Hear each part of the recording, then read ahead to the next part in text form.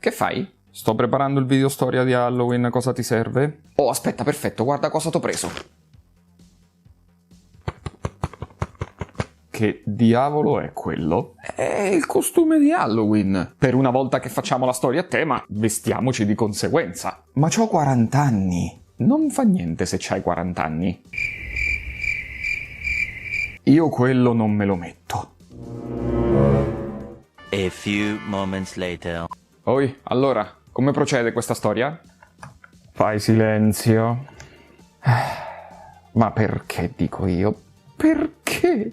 Salve a tutti ragazzi e bentornati sul canale. Sì, non stiamo a farci troppe domande. Non mi ero nemmeno accorto che avesse i guanti incorporati, porca merda. Comunque, benvenuti a questo video vagamente influenzato da Halloween, che spero di far uscire in tempo perlomeno, dove a discapito delle apparenze non vi parlerò della storia di The Nightmare Before Christmas, anche perché se no me li ritrovo dentro casa per violazione del copyright, come se fosse la prima volta infatti.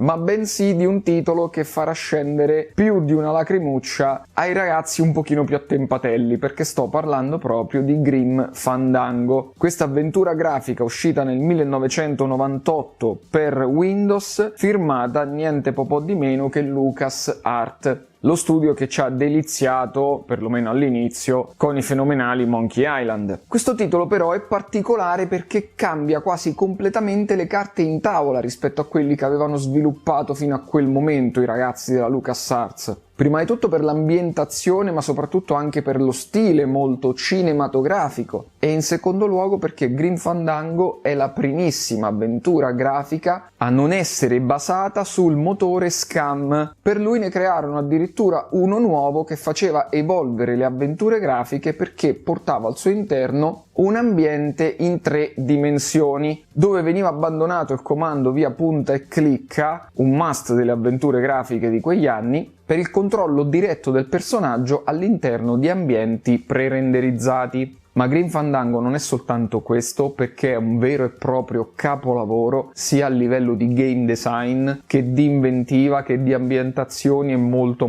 altro ancora. Quindi ragazzuoli, mettetevi comodi perché oggi andiamo a parlare di questo titolo che è stato anche citato tra i migliori giochi della storia.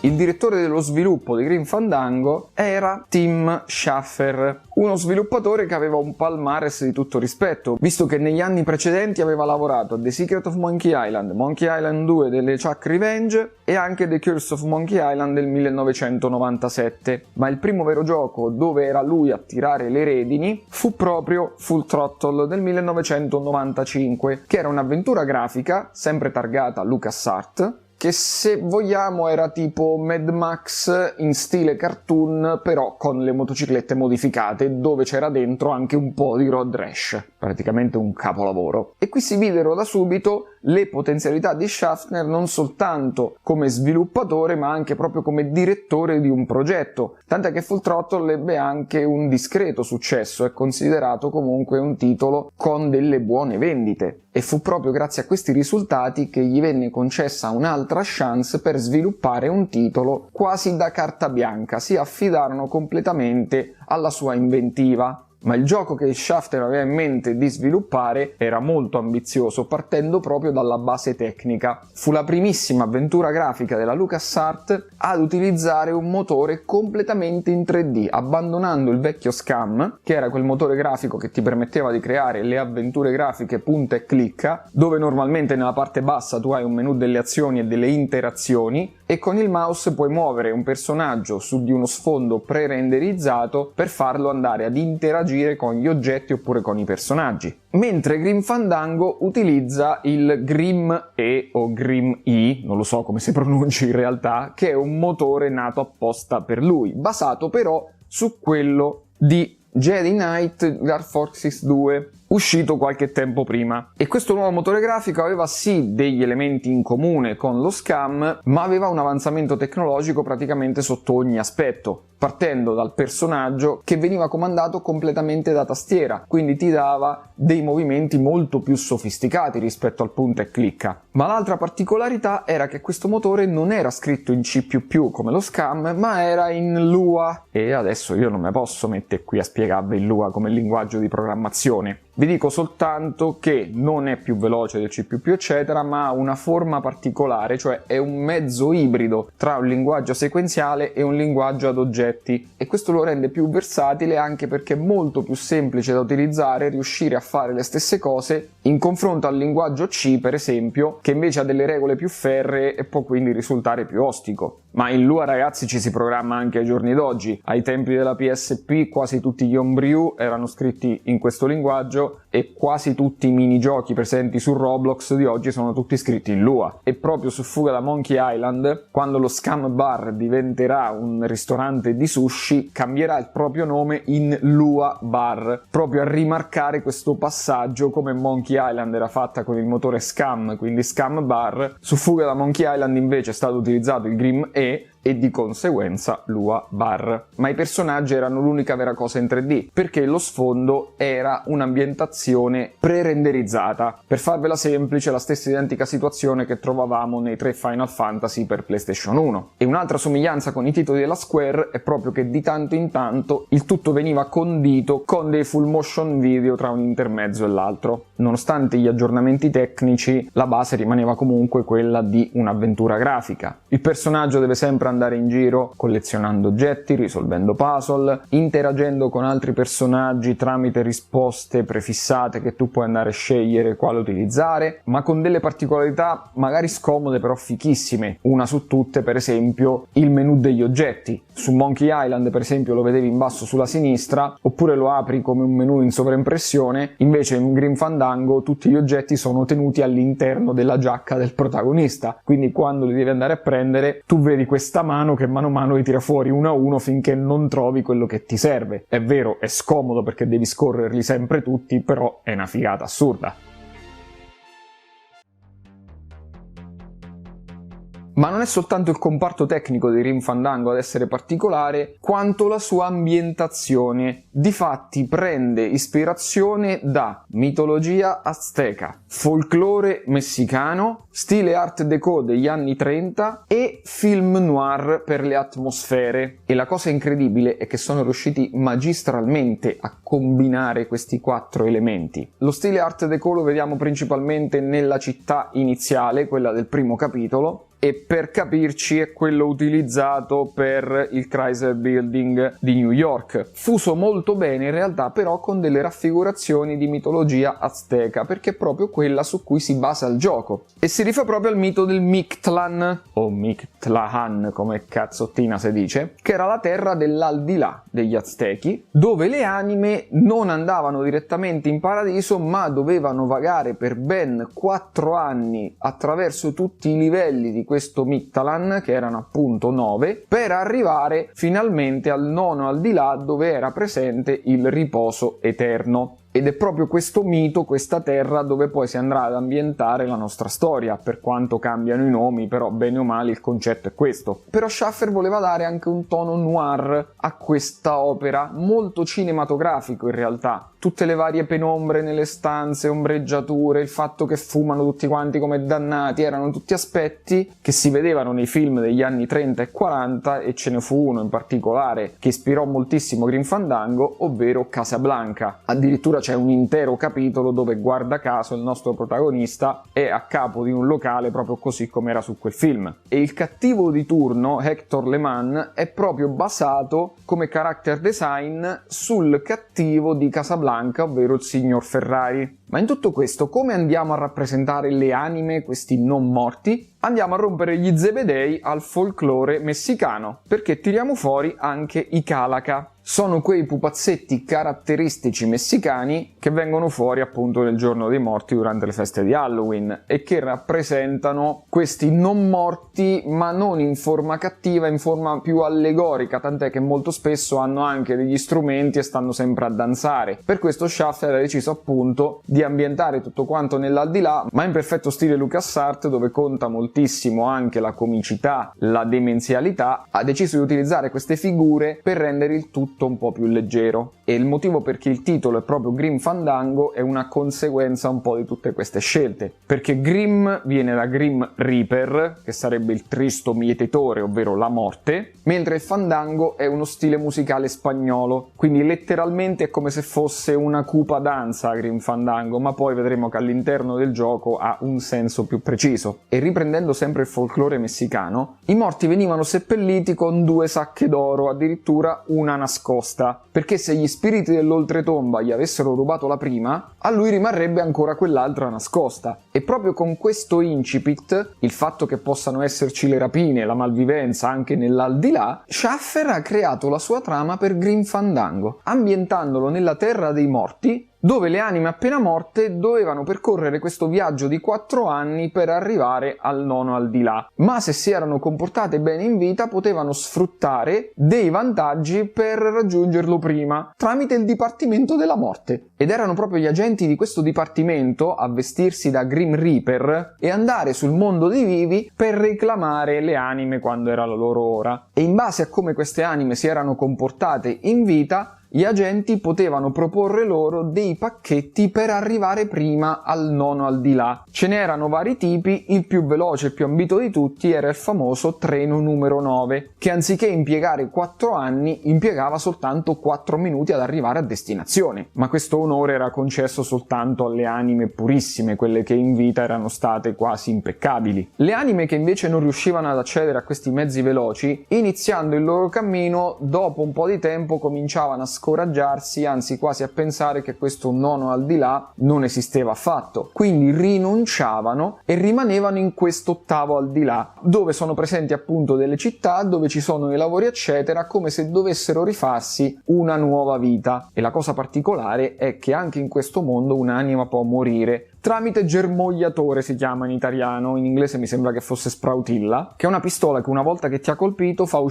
germogliare dei fiori praticamente per tutto il tuo scheletro e finisce per distruggerlo. E la coincidenza bellissima è che il gioco al suo interno è ambientato in 4 anni, ma sempre lo stesso giorno, ovvero il giorno dei morti, il giorno in cui le anime dell'aldilà possono andare a far visita ai suoi cari. Infatti nella maggior parte dei casi saranno quasi sempre vuote le ambientazioni. Ma da programma Grim Fandango sarebbe dovuto uscire nella prima metà del 1998. Purtroppo, a causa dei soliti ritardi di sviluppo eccetera, finì per uscire il 30 ottobre di quell'anno, soltanto 2 giorni prima della festa dei morti, cioè quando è ambientato il gioco stesso.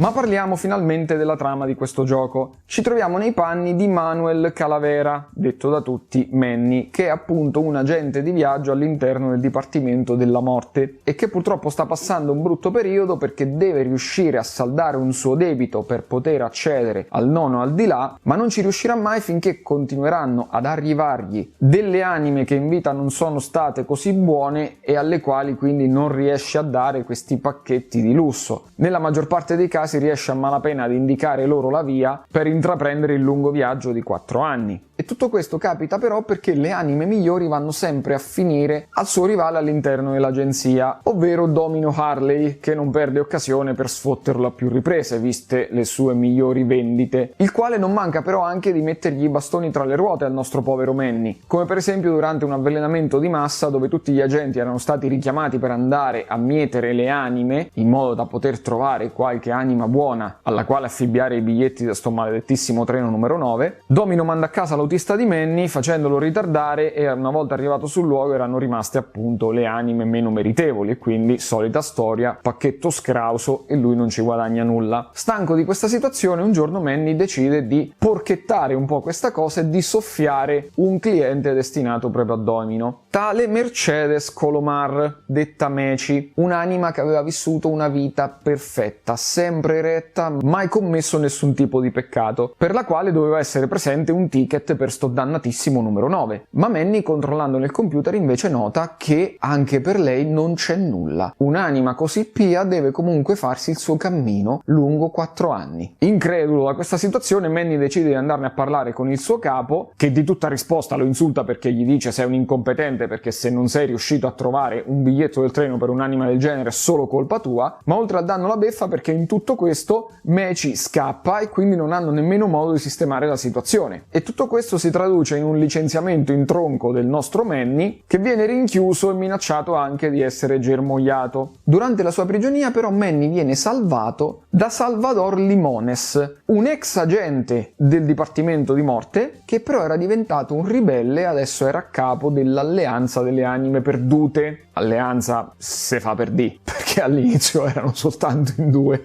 lui e guarda caso la segretaria del capo di Manny, che si scoprirà in realtà essere una spia. E tramite Salvador Manny scopre che c'è una truffa in atto, perché c'è qualcuno che sta rubando questi biglietti del numero 9 proprio a queste anime pie, così come era capitato a Meci. E dietro a tutta questa macchinazione c'è proprio Hector Le Mans, un boss criminale che è riuscito piano piano ad impossessarsi dell'agenzia, e difatti uno dei suoi sgaloppini è proprio Domino. Per questo a lui arrivavano tutte quelle anime alle quali era concesso un biglietto del numero 9. E da qui inizia l'avventura del nostro Manny, che non è tanto intenzionato a contrastare questa organizzazione, così invece come vorrebbe Salvador, tant'è che lui scrive anche alla Resistenza, ma più che altro per ritrovare Meci e darle quello che le aspetta, quel maledetto biglietto, in modo che possa andare velocemente nel nono al di là, anziché perdersi nei lunghi 4 anni e decidere anche lei di rimanere nell'8º. È per questo che il gioco si divide in 4 sezioni, ognuna dei quali riguarda un anno. Il primo, quello che vi ho raccontato finora, è quello che si svolge alla città di El Midollo, e dove Manny cercherà in tutti i modi, tramite i vari quiz eccetera, di scappare per andare alla ricerca di Meci. Il secondo si svolge in una città che si chiama Rubacava, dove Manny è diventato il proprietario di un locale dove si fa anche il gioco d'azzardo che si chiama Calavera Café, e questo è l'anno che a me personalmente piace più in assoluto, e poi quello che somiglia di più appunto come ispirazione al film Casablanca. Il terzo anno sarà principalmente sott'acqua e ai confini del mondo, dove finalmente siamo riusciti a trovare Meci e cercheremo di salvarla dalle grinfie dei cattivi, mentre l'ultimo anno, il quarto, ci vedrà finalmente arrivare alle porte del nono al di là, per poi tornare però anche a El Midollo per avere lo scontro finale con Hector Le Mans.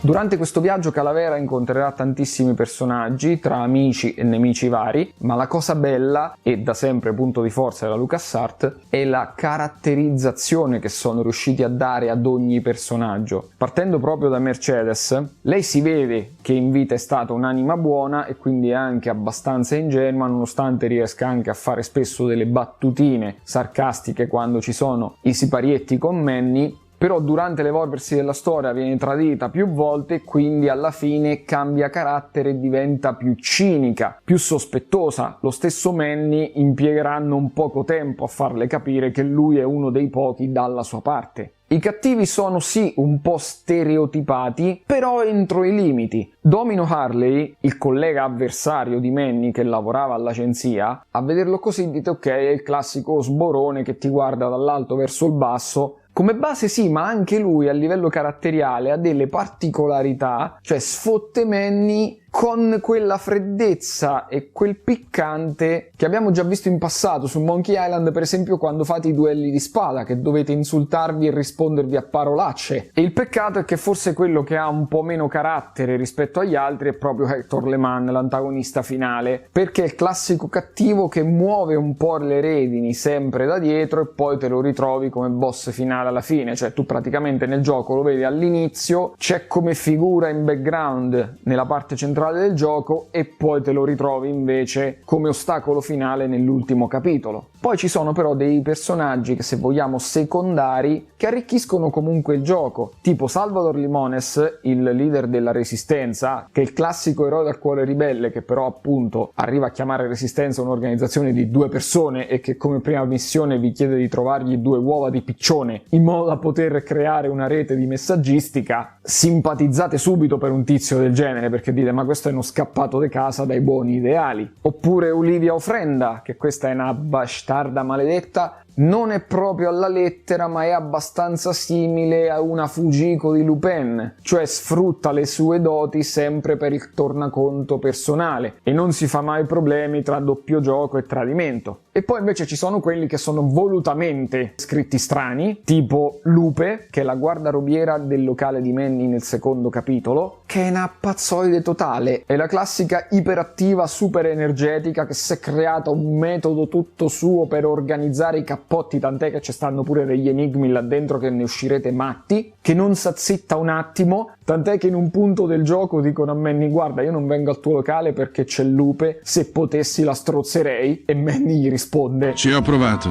non si ferma nemmeno così. Ma la cosa fenomenale è che questo personaggio è basato su Leslie Aclaro, che è il direttore di produzione di Grim Fandango. C'è Carla, la guardia di sicurezza super ansiolitica, dalla quale in un enigma dovete riuscire a prendere il metal detector, e l'unico modo per riuscirci è farla parlare fino allo sfinimento come se fossimo interessati a lei, ma in realtà farle capire che l'unica cosa che ci interessa è quel dannatissimo metal detector. Quindi lei, una volta incazzata, lo scaraventa fuori dalla finestra e lo tira in una lettiera gigante per gatti. Sì, perché in quella città c'è anche un gattodromo di corse e quindi tu devi andare con la tua falce della morte a riprendere un metal detector dentro una lettiera gigante per gatti. La cosa bellissima è che nella prima sceneggiatura di Grim Fandango, quando questi due continuavano a parlare sempre di più, iniziava a crearsi una qualche tensione sessuale, come se ci stessero provando un po' a vicenda. Tant'è che sarebbe dovuto seguire un disclaimer in basso con su scritto: una nota sul sesso con gli scheletri, la politica ufficiale di Grim Fandango è non chiedere, non dire. Poi ci sono altri personaggi secondari molto azzeccati, come il capitano Velasco, che ci ripesca sempre dal mare, poveretto, oppure Toto Santos, un tatuatore di rubacava abbastanza irascibile, ma comunque dal cuore buono. Ma no, non me lo sono dimenticato, il miglior personaggio del gioco, oserei dire quasi coprotagonista, è proprio Glottis. Glottis è uno spirito elementale che io vorrei conoscere il designer di staffare, perché se chiedi a un bambino di 5 anni di fate un disegno di un gigante marrone, te tira fuori Glottis. E mi andrebbe comunque benissimo, perché Glottis è perfetto così com'è. Gli spiriti elementali sono degli spiriti presenti nell'aldilà che però nascono con uno scopo, cioè vengono creati apposta per fargli fare delle mansioni. Quella di Glottis sono i motori. Questo deve andare veloce modificando qualsiasi cosa abbia almeno 2 ruote. Tant'è che la prima volta che lo incontriamo è proprio quando Domino ci ha fatto il dispetto e ci ha mandato a casa l'autista. Quindi noi, scendendo in garage, abbiamo chiesto a Glottis se poteva sostituirlo lui. Di lì parte un piccolo intramezzo per dire: Glottis si sente un po' grasso, anche perché obiettivamente dentro a queste macchine non ci entra, e quindi al primo giro lo vediamo che modifica la macchina aziendale soltanto per riuscire ad entrarci dentro. Ma una volta preso confidenza, diciamo che si lascia un po' sfuggire le mani con le modifiche. Glottis, sei pazzo? Cosa hai nella testa? Questa è un'auto della compagnia. Sì, e adesso fa ancora più compagnia. Salta su! Olè! Yuhu! E gli intermezzi di quando queste macchine le guida ti fa capire perfettamente il suo carattere. Voi non vi immaginate questa povera macchina quanta roba vede all'interno del gioco, che non è che si ferma alle automobili, perché quello qualunque cosa gli dai tra le mani la deve modificare, tant'è che quando alla fine del secondo capitolo gli danno tra le mani una bagnarola che sta a malapena a galla, te caccia fuori una roba che Pimp My Ride scansate proprio. Tant'è che lo stesso Manny durante il gioco, e mi piace pensare appunto che gli stessi sviluppatori, ci marciano sopra questa cosa, cioè ce lo sfottono sopra questa cosa. È un miracolo che sia riuscito ad impedire dirgli di montare marmitte sul piano per tutto questo tempo. Gli spiriti elementali nascono con uno scopo e se non lo portano a termine si ammalano e muoiono. Tant'è che Glottis, tra il terzo e il quarto capitolo, passa quasi un anno intero a camminare verso sto nono al di là, quindi senza truccare macchine e motori. E una volta arrivato a destinazione, alle porte di questo paradiso, sta per morire perché non ha modificato nulla nell'ultimo anno. E come lo salvi? Costruendo un veicolo pazzoide da un suo disegno, schiaffandocelo sopra e facendogli sperimentare la velocità che soltanto quel veicolo modificato, così come diceva lui, avrebbe potuto sprigionare. Ma Glottis non è soltanto questo, è a tutti gli effetti il nostro vero e proprio braccio destro. In tutti i capitoli, in tutte le situazioni, lo abbiamo sempre al nostro fianco e ci sono degli intermezzi nel gioco tra lui e Manny che sono fenomenali. Da degli enigmi dove devi volutamente fargli male. Dammi solo un secondo per bilanciare questi cosi.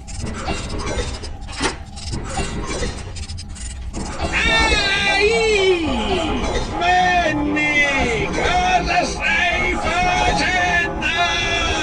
A scene dove lui, disperato per essere stato licenziato, si strappa il cuore e lo tira via senza rendersi conto che senza cuore non vive. Lì addirittura c'è un mini enigma per andare a riprenderglielo e rischiaffargli il cuore dentro per non farcelo rimanere, per poi arrivare all'apice della demenzialità, cioè quando si ritrovano in fondo al mare e se ne escono con Manny! Soffoco! Ehi, basta così, marinaio. È facile da dire, tu non hai i polmoni! Sei sopravvissuto senza il cuore una volta. Adesso puoi vivere senza aria per un po'. Me ne frego, dice. E Paonazzo, ma non domo, incita i camerati a seguire il suo gesto.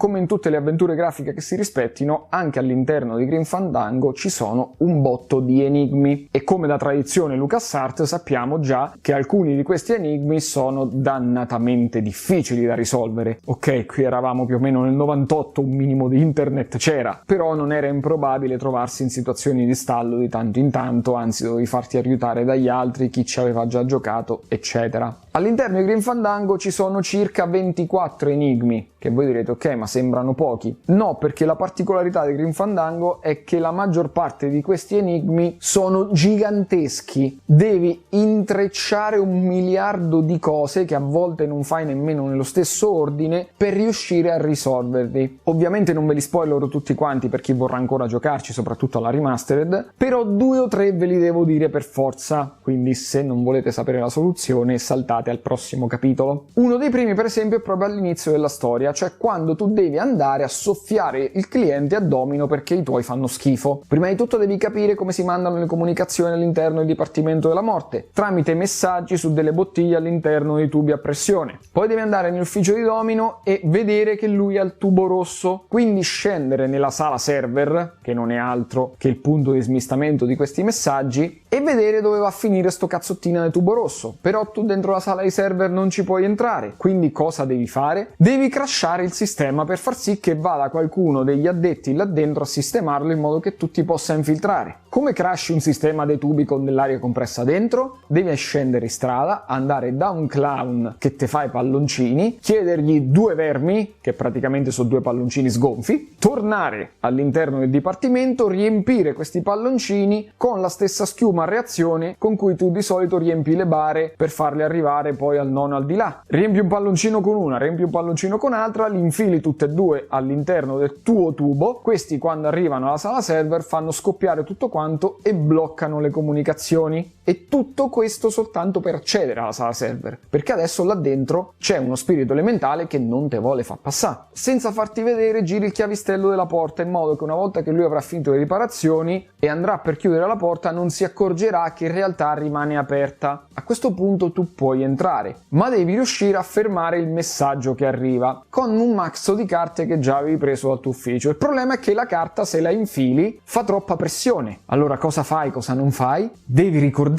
che la segretaria del capo ha una perforatrice, perforare le carte e infilarle all'interno di questo tubo in modo che ci sia sufficiente pressione per far arrivare sto cazzo di messaggio. Questo è tipo il secondo indovinello del gioco, ragazzi. ce ne stanno 24, questo è il secondo. Ma poi ce ne stanno certi che tu dici devo pensare fuori dagli schemi, cioè no, non devi pensare, devi proprio scollegare il cervello e dire ok, qui come me la cavo? Perché nel terzo capitolo a un certo punto tu ti ritrovi chiuso all'interno della sala motori con dei tizi armati di fuori e devi riuscire a scappare. Glottis ti dice che puoi azionare da lì i motori, ma che non hanno abbastanza potenza per muovere tutta la barca. Ok, sei chiuso dentro una stanza del genere, quale può essere la soluzione? Io giuro che se uno di voi che non ha giocato a Grim Fandango ha pensato quello che sto per dirvi, vengo a casa vostra e vi regalo una copia originale del gioco firmata da Schaffer. In qualche modo me la procuro. Devi muovere le ancore della nave finché non sono alla portata dell'oblò. Con la tua falce le intrecci e poi ne tiri una sola, in modo che l'ancora tagli la sagoma perfetta della nave dividendola in due, così che tu appena accendi i motori la nave si divide e c'ha abbastanza potenza per andare avanti con la metà che ti è rimasta sotto le chiappe. Non provate a dirmi che avete pensato a questa soluzione. Per poi arrivare a quello più devastante di tutti, che è la fine del secondo capitolo, che è qualcosa che penso io ci avrei passato un mese intero, se basta, a capire come fare. Voi dovete imbarcarvi sulla nave di cui vi ho appena parlato, che siamo tornati un pochino indietro, ma il capitano vi dice che ci sono soltanto 2 posti disponibili, uno per un macchinista e un altro invece per un marinaio che però è in licenza e sarebbe tornato di lì a poco. E qui è dove si divide in 2 parti la quest. Ovviamente il macchinista sarebbe proprio Glottis, però ha bisogno dei suoi attrezzi. Come fai a trovare gli attrezzi di Glottis? Devi andare da delle api operaie che si stanno lamentando perché lavorano troppo. Però siccome sono buone soltanto a lavorare, non hanno i sindacati né niente, devi tornare nel locale, parlare un po' con tutti finché non trovi 3 tizi che sono mezzi risurrezionisti e mezzi CGL e convincerli a darti il loro libro dove parlano proprio di queste cose. E una volta che tu l'avrai dato alle api, loro finalmente potranno far valere i loro diritti, ma di tutta risposta vengono subito arrestate. Quindi servirà loro un avvocato. L'avvocato lo trovi ma lavora soltanto per il suo boss, quindi lo devi convincere. Come lo convinci? Gli era stata scattata una foto mentre lui se la faceva proprio con la fidanzata del boss. E quindi Manny dice: io dirò al boss che tu te la facevi con quella. L'avvocato dice: sì, ma non ci stanno le prove, quindi tu devi fare 1 milione di cose per andare a ritrovare quella maledetta foto. Devi passare per la guardarobiera che te parla per 3/4 d'ora e te dà un indizio. Devi prendere una tessera per il circolo dove puoi andare a fare le scommesse per le corse dei gatti e una volta che riesci a dargli la matrice ti danno una foto di un fotofinish che è un indizio per capire dove si trova la foto vera di sti 2. Finalmente prendi sta cazzo di foto, la fai vedere all'avvocato che difende le api e che danno l'attrezzi a Glottis che può salire sulla barca. In tutto questo però tu ancora non puoi salire. Sei sì e no a metà dell'opera. Dovrai sia far addormentare sto cacchio di marinaio in licenza, rubargli la targhetta, metterla all'interno di un cadavere, fare in modo che quello col metadetector che hai preso prima trova sta targhetta, allora chiama il capitano e gli dice: guarda che sto marinaio è morto e quindi a sto punto si è liberato un posto, però lo puoi prendere soltanto se c'hai la tessera per i marinai, quindi devi andare a falsificare e trovare sta cazzo di tessera per i marinai da un falsificatore. Il falsificatore però ti dice che in compenso gli devi ritrovare una valigetta se vuoi quella cazzo di tessera, e per trovare sta maledetta valigetta c'è uno degli enigmi più complicati del gioco, perché essendo in 3D adesso non è più come nei vecchi punta e clicca dove devi capire il meccanismo del puzzle, ma l'azione è relativamente semplice. Qui stavolta tu governi un personaggio, quindi ci sono proprio interazioni più complesse all'interno dell'enigma, tant'è che per trovare sta maledetta valigetta tu ti trovi con un carrello elevatore all'interno di un ascensore e non vi dico nemmeno la fatica per entrarci su quel cazzo d'ascensore, ve la risparmio. Vedrai che l'ascensore fa soltanto 2 piani, ma nel mezzo ce n'è uno nascosto che guarda caso è proprio quello che ci interessa, però l'ascensore non ci si ferma. Quindi tu cosa devi fare per riuscire ad andare lì? Devi attivare l'ascensore, correre sul montacarichi, nel momento in cui vedi la fessura del piano nascosto ci infili il sollevatore in modo da bloccare l'ascensore su quel piano. Una volta fatto questo attivi l'elevatore in modo che abbassi tutto l'ascensore e ti permetta di entrare dentro quella maledettissima stanza. Questo è un assaggio di quello che vi troverete a dover fare all'interno di questo maledetto gioco. Grim Fandango ebbe una critica molto positiva dopo la sua uscita, la maggior parte delle testate gli dava voti altissimi, elogiando soprattutto il suo visual design, i costumi, i personaggi, l'atmosfera noir e anche le musiche, che qui non posso farvi sentire, ma uno degli aspetti più caratteristici è proprio la colonna sonora. E diverse testate erano d'accordo sul fatto che questo gioco sarebbe in realtà un film perfetto, e hanno ragione, perché come scorre tutto quanto, al di là della difficoltà degli enigmi, sembra veramente di stare a vedere un film. Le inquadrature, le ambientazioni, le ombreggiature, la caratterizzazione di questi personaggi è a metà tra un dark e light humor. Senti di stare in un'ambientazione particolare, ma con la spensieratezza di un titolo LucasArts, che dici qui non mi potrà mai succedere niente di male. E infatti anche in questo caso, come in tutti gli altri titoli, tu non puoi morire. E quindi direte voi, fu un successo? In realtà no, tutto questo non bastò, perché Grim Fandango vendette circa 58.000 copie nel mercato nordamericano, per poi arrivare alla fine nel 2012 con una vendita totale di circa 500.000 unità, che sono però meno della metà di quelle che vendette Full Throttle. E quindi Grim Fandango è a tutti gli effetti considerato un fallimento commerciale, nonostante venga reputato dai più un ottimo titolo. Ma perché c'è stato questo tipo di reazione quindi? Semplicemente era il momento sbagliato. Era già da tempo che si vedeva un lento abbandono delle avventure grafiche, un decadimento di questo genere, e Grim Fandango purtroppo fu una delle ultime perle. Non era il gioco in sé per sé ad essere sbagliato, anzi era fatto veramente molto bene. Il problema vero è che stava cambiando la mentalità dei giocatori, tant'è che la LucasArts nel 2006 dichiarò che non avrebbe più sviluppato avventure grafiche almeno per un decennio, per poi nel 2013 essere rilevata alla Disney e quindi proprio chiudere i battenti. Ma proprio grazie a questo passaggio alla Disney, Tim Schafer, che se n'era andato alla LucasArts e ormai aveva creato il suo studio anche con diversi collaboratori dei tempi, riuscì a farsi vendere i diritti per Grim Fandango e nel 2015 fece uscire una remastered come esclusiva su PlayStation 4 e PlayStation Vita. Una remastered che adesso si trova anche su Steam, se non mi ricordo male, che vi consiglio di giocare, dove, come dice il nome, si sono semplicemente concentrati sull'aggiornamento grafico, hanno migliorato il doppiaggio, le voci e soprattutto anche la colonna sonora, ma la storia, i personaggi e gli enigmi sono sempre quelli. Il bello è che non è stato nemmeno facile creare questo remastered, perché la maggior parte dei dati era salvata su DLT, su Digital Linear Tape, ma la compagnia Double Fine non aveva i drive per leggere i contenuti, quindi sono dovuti andare a cercare da vecchi ingegneri della LucasArts, ma poi si erano accorti che alcuni file addirittura non erano nemmeno presenti, ma probabilmente erano finiti nei personal PC dei singoli sviluppatori e quindi sono dovuti andarli a cercare pure loro per reperire tutti i sorgenti per ricreare sto cazzottina di gioco, quindi è stata una cosa molto complessa. Ma non è soltanto questo, perché Schafter cercò anche di migliorare il gioco dove poteva, andando a contattare direttamente chi aveva creato delle patch grafiche per il Grim Fandango originale per migliorare alcuni aspetti, e una delle modifiche che hanno introdotto è proprio la possibilità di scegliere come comandare il personaggio riportandolo un po' alle origini, cioè al punta e clicca. Poi ci sono anche alcuni problemi tecnici, tipo le animazioni della bocca sono basate sul linguaggio inglese. Nella traduzione italiana, quando le frasi sono più lunghe, tu senti che parlano ma vedi la bocca chiusa. Quindi ci sono dei vari hack che vanno a risolvere questo problema, che fanno appunto muovere la bocca finché non sono finiti i dialoghi anche nelle altre lingue. E nonostante tutto Grim Fandango Remastered ha ottenuto comunque una buona critica, perché il gioco in sé per sé continua a piacere, anche se gli viene un po' contestato il fatto che ok, all'interno ci sono questi maledettissimi enigmi così giganteschi, potevate metterci un sistema di indizi proprio così come avevano fatto sul remake di Monkey Island, per aiutare un po' i giocatori che non erano troppo abituati alla logica di queste avventure grafiche di 20-30 anni fa.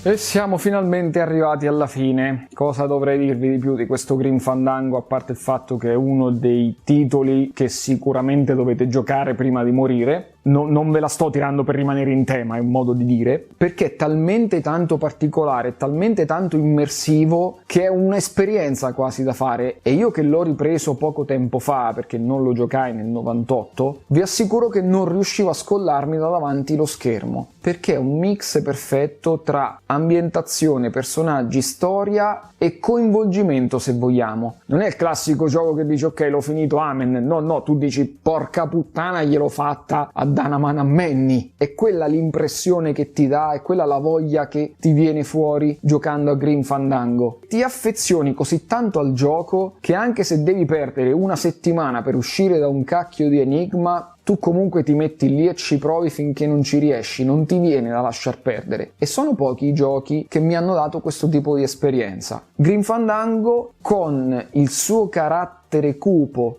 abbinato però alla leggerezza, in qualche caso alla demenzialità della LucasArts, ti porta in un mondo intrigante e dove, se vogliamo, ti senti anche a casa. Poi certo, il fatto che i personaggi siano fatti su misura a regola d'arte sicuramente aiuta. Non vi spoilerò qualcosa, ma io alla fine momenti mi metto a piagne, non per il finale ma per un rapporto che viene meno con un certo personaggio. Chi l'ha già giocato sa benissimo di cosa parlo perché sta piangendo anche adesso, se gliel'ho ricordato. Ma tutto questo si traduce semplicemente nel dire che Grim Fandango, più che un gioco, è semplicemente arte. Sono riusciti, forse anche senza volerlo, a creare uno dei titoli più caratteristici della storia, tant'è che è stato appunto inserito tra i migliori videogame di sempre, con una stramaledettissima avventura grafica. Un genere complicatissimo rivolto per lo più ad un settore di nicchia e che, se non studiata bene, può diventare una bomba a orologeria, perché soprattutto in quei tempi piantarsi su un certo indovinello per tot tempo significava smettere di giocare. Un'avventura grafica poi è un titolo che tu non rigiochi spesso, un action, un platform, anche se li hai finiti li puoi subito rigiocare perché fai sempre qualcosa di diverso, mentre l'avventura grafica è lineare, gli enigmi sono sempre quelli, una volta che l'hai finito puoi vedere se lo finisci più velocemente o magari sbloccare quelle 2-3 scene che ti sei perso al primo giro. Però questo è. Chi ci ha giocato una seconda volta, una terza, l'avrà sicuramente fatto qualche anno dopo, un po' per nostalgia, un po' perché voleva rivedersi quel titoletto che l'aveva tanto appassionato la primissima volta.